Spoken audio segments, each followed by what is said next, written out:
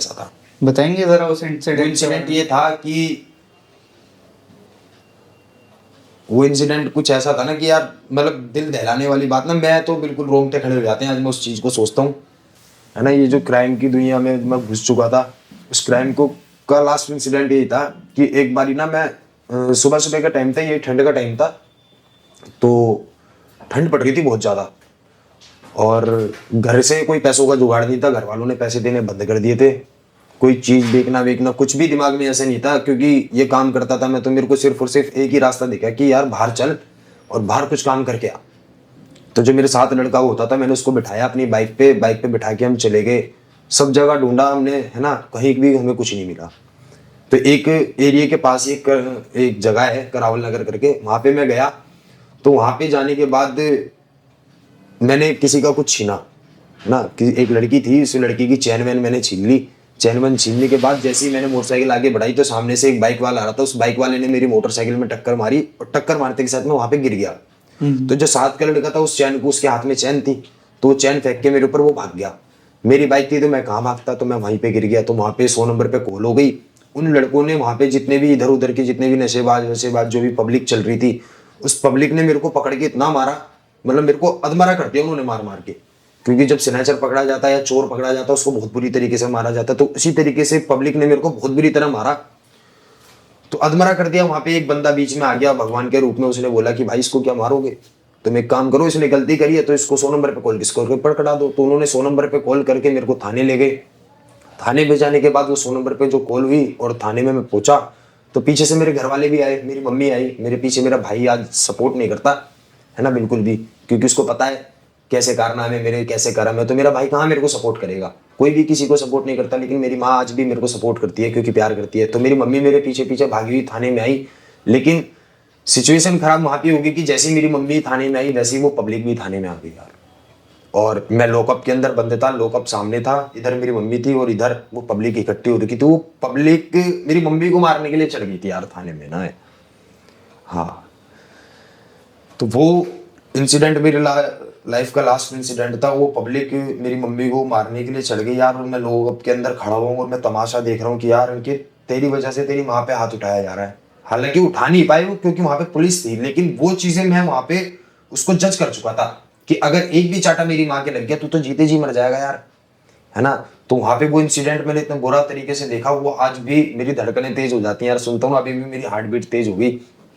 तो वहां पे मैंने अपनी माँ को इस तरीके से, मेरी माँ रो रही थी, डर रही थी वो वहां पे खड़ी हुई ना कि ये कहीं मेरे को मारे ना ऐसे ना, क्योंकि यार कर्म तो मैंने करे थे, गंदा काम मैं कर रहा था, नशा मैं कर रहा था, छीना झपटी मैं कर रहा था, तो यार उस चीज की सजा मेरे को मिलनी चाहिए थी, मेरी माँ को नहीं, है ना। लेकिन मेरी मम्मी ने मेरे को उस चीज को वहां पे फेस किया, और फेस करने के बाद मेरे को, मैंने जो मेरा आयु था मैंने उसके पैरों में गिर गया था, मैंने भाई मेरी माँ को यहाँ से निकाल दे, मैं जिंदगी में कभी कोई गलत काम नहीं करूंगा, नशा नहीं करूंगा, ऐसा नहीं करूंगा। मतलब मैंने वहां पे बहुत सारा, उसने मेरे को बोला कि यार अंकित तू टेंशन ना ले, है ना, कोई तेरी माँ को हाथ नहीं लगा सकता, इस बात की गारंटी मैं लेता हूँ, अपनी गाड़ी से तेरी माँ को घर पे मैं छोड़ के आऊंगा, लेकिन जिंदगी में ऐसा कुछ काम मत करिए। आज मैं उसका बहुत आभार मानता हूँ यार कि ना उसने मेरी माँ को सपोर्ट किया उस दिन। अगर वो सपोर्ट नहीं करता तो यार पब्लिक जिस तरीके से मेरी सेवा हुई थी उस तरीके से मेरी माँ के ऊपर भी हाथ उठ सकता था यार, है ना। तो उन पुलिस वालों ने मेरे पे 7-8 केस लगा के, इधर उधर के जितने भी केस थे, बहुत सारी धाराएं लगा के, बहुत सारे केस लगा के मेरे को बंद किया। लेकिन मेरी मम्मी ने बहुत सारा पैसा लगा के मेरे को 1 महीने में बाहर निकाल लिया। पर बाहर आने के बाद मैंने अपने आप को ठान लिया था, जिस दिन मैं जेल से बाहर निकला था उसी दिन मैंने कसम खा ली थी कि अंकित मरते मर जाऊंगा, है ना, पर मैं किसी का 1 रुपया नहीं लूंगा। और उस दिन जो मैंने कसम खाई वो कसम आज तक पूरी है, आज तक मैंने कभी किसी का 1 रुपया नहीं छीना। वहां से इस चीज का यू टर्न था मेरा कि यार मैं कभी गलत काम नहीं करूंगा, है ना। मैंने अपने घर का छीन लिया, अपने घर का बेच दिया, अपने तन का कपड़ा बेच बेच के मैंने नशा कराया, वो सारी चीजें मैंने करी, लेकिन मैंने कभी किसी का 1 रुपया नहीं छीना।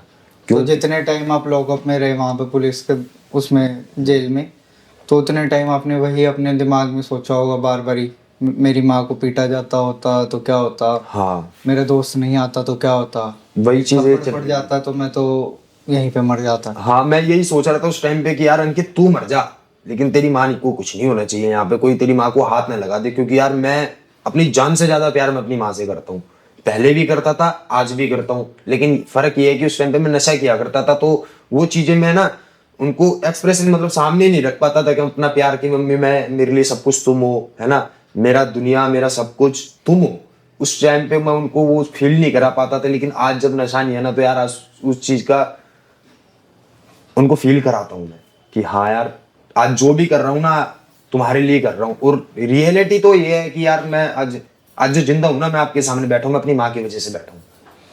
क्योंकि मैं जो नशा लिया करता था मेरे साथ के सारे नशेड़ी मर गए, है ना। एक अकेला मैं जिंदा बैठा हूँ, वो भी मैं अपनी माँ की वजह से। क्योंकि टाइम टाइम पे अगर मेरी मम्मी मेरे को रिहैब नहीं भेजती तो शायद आज मैं ओवरडोज के कारण मैं भी मर चुका होता था। क्योंकि स्मैक से पहले मैं इंजेक्शन लिया करता था, उस इंजेक्शन के दौरान मेरे साथ के काफी लड़के मर चुके, लेकिन आज मैं जिंदा बैठा हूँ अपनी माँ की वजह से। और आज ये सभी मेरा पूरे रिश्तेदार, पूरा समाज, सब यही बात बोलते हैं कि बेटा तू आज जिंदा है तो अपनी माँ की वजह से ही है। तो आज सारा क्रेडिट मैं अपनी माँ को ही देता हूँ यार ना, कि आज जो भी हूँ जैसा भी हूँ उनकी वजह से ही। तो आपके रिश्तेदारों का भी कोई रोल था इसमें, आपकी इधर तक का एक्सपीरियंस? हाँ, रिश्तेदारों का रोल तो कुछ भी नहीं था। रिश्तेदारों का रोल कहीं भी नहीं था यार। क्यों? क्योंकि जब मेरे पापा खत्म हुए थे ना तो 2 महीने का था मैं, छोटा सा, मेरा भाई 2 साल का था। 2 महीने का बच्चा छोटा सा ही होता है, मैं गोदी में ही था। तो तब मेरे रिश्तेदारों ने मेरे घर मेरी मम्मी के पीछे से हाथ खड़े कर लिए थे, है ना, कि नहीं।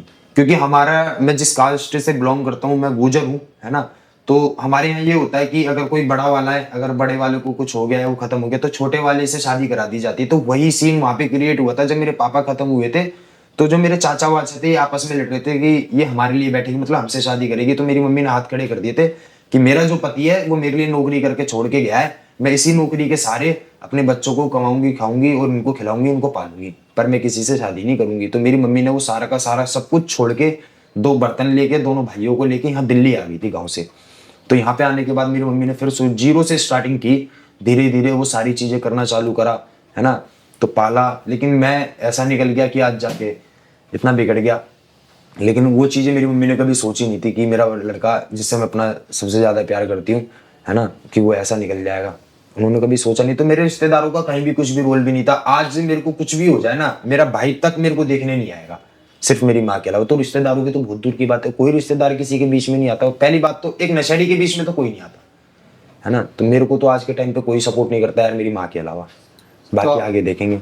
तो आपके जो चाचा ताऊ थे उनका तो कोई रिलेशन नहीं था, लेकिन आपकी माँ की साइड से तो कुछ ना कुछ आपको इंटरफेरेंस मिली होगी। आपकी नानी जो है, आपकी मौसी, या उधर से आपको कुछ वो नहीं था? नहीं, जब मेरे पापा खत्म हुए थे ना, मेरी मम्मी ने सबसे नाता तोड़ दिया था।